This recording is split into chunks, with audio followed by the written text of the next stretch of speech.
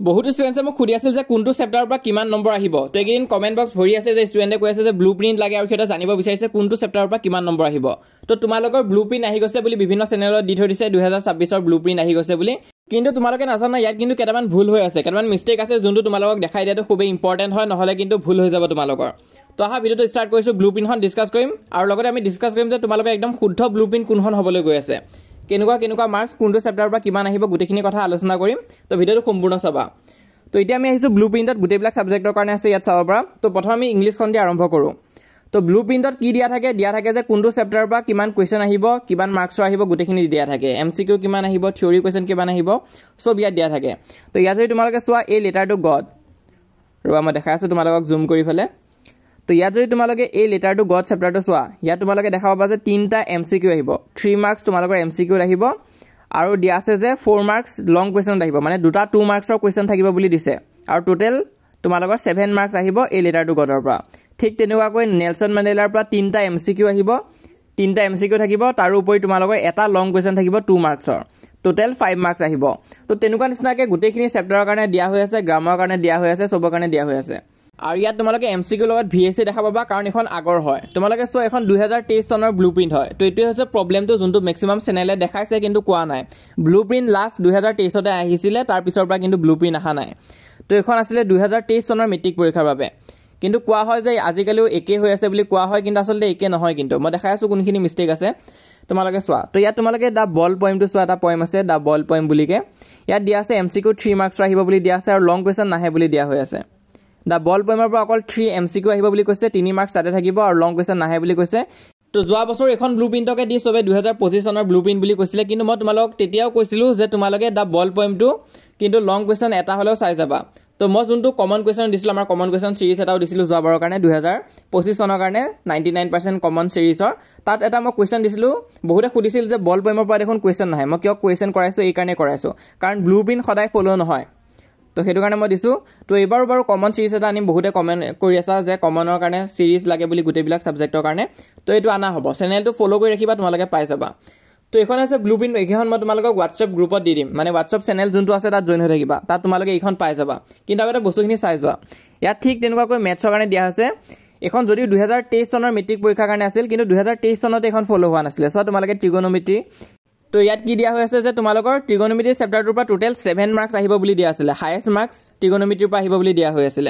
কিন্তু পিছত কি হ'ল তোমালোকৰ অকল 3 নে 4 মাৰ্কছ আহিলে ট্ৰিগোনোমেট্ৰিৰ পৰা তো হেতু কাৰণে 2023 চনতে আনকি এখন ভালকৈ ফলো হোৱা নাই তো তোমালোকে 26 চনত কেনেকৈ এখন ফলো হ'ব বুলি ভাবিছা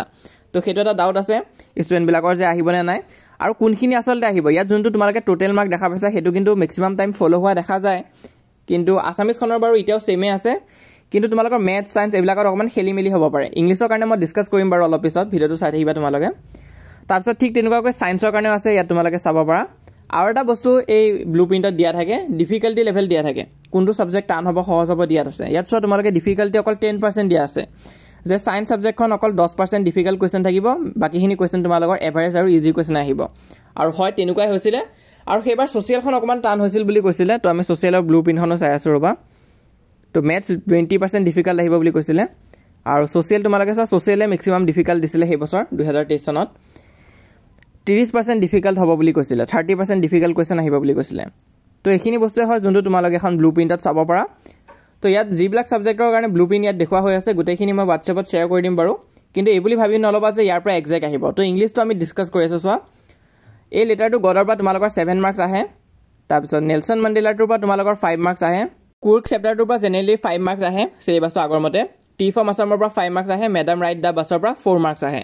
তো এটো পেটাৰ্ন নৰমালি ফলো হৈ থাকে তাৰ পিছত তোমালোকে চোৱা এই টাইগাৰ ইন দা জুৰ পৰা নৰমালি 3 মাৰ্কছ আহে আমান্ডাৰ পৰা 2 মাৰ্কছ আহে এনিমেলছৰ পৰা 2 মাৰ্কছ আহে দা বল পয়েমৰ পৰা 3 মাৰ্কছ আহে আৰু দা কাষ্টাৰ্ড অফ ড্ৰেগনৰ পৰা 3 মাৰ্কছ আহে তো এটো হৈছে ব্লুপ্ৰিন্ট